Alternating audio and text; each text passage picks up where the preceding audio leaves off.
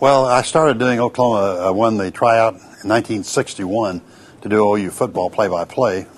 And Bud was coach at the time, of course, so I've seen every game since that time, broadcast every game on one side or the other.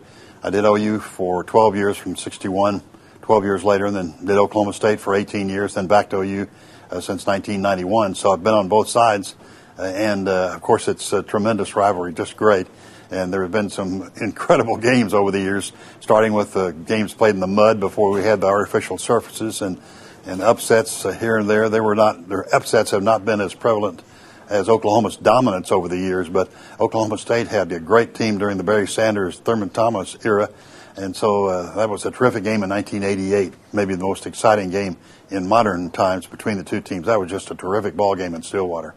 The OSU people took me in, absolutely. I was, they were very, very nice, and it's so professionally it was a situation where the group I was with when I was doing OU lost the broadcast rights, lost the bid, and Oklahoma State was kind enough to ask me to come up there and do their games, and so I was thrilled, had a great time the years I was there, made a lot of great friends that I still have. So I really have been on both sides, and while that may irritate some fans or both on both sides, it was the job that I had, and I loved doing it, and I rooted definitely for the team I was doing the games for, but it was all Oklahoma, and I'm born and raised in Oklahoma, and so that sounds very corny as well, but I'm just proud to have done both games for all these years.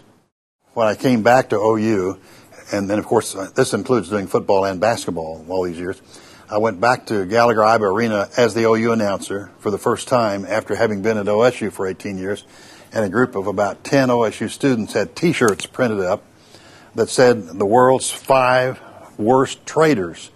And the first was Judas Iscariot, and I was second. And then Benedict Arnold and listening, but they were clever. It wasn't done in a mean-spirited way. About 10 guys wore those T-shirts, and I got one of them, and I still have it. I was the second world's worst traitor. But there were a few fans that expressed, what's this Aggie doing our games when I came back to OU?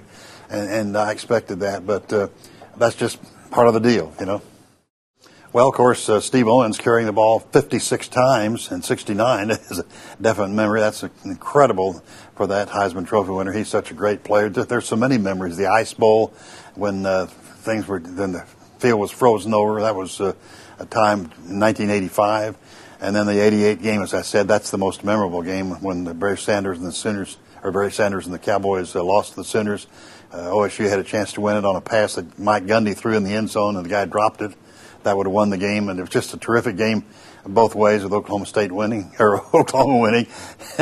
And the other games are just in Bud's era. Bud was the dominant team during that 31 game and 47 game winning streak. Both of those over the years, dominant over Oklahoma A&M and OSU.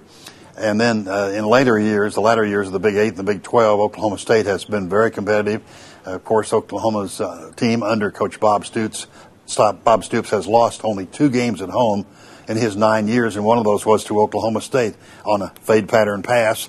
And so there have been upsets, and I would think the game this year can go either way for sure. Well, OSU's offense has been very impressive. Their defense has been good when it needs to on occasion. I think they have a great chance to win. And for Oklahoma, Sam Bradford is, if he's healthy, the Sooners' offense is every bit as good, maybe better than OSU's, but they're different type of offenses. I think OU's defense is maybe where the Sooners have a little bit better edge. But with that having been said, Baylor racked up a lot of yards against Oklahoma, and then Texas Tech riddled the Sooners as well. So it'll be I think it's really going to be an even match, even though the records are skewed. OU is 9-2 and not as good now as they were in those early games, it appears. And of course, injuries have taken a terrible toll. And then Oklahoma State's record is, I believe, 5-4, 6-5, something like that. But they're a much better team than that, I believe.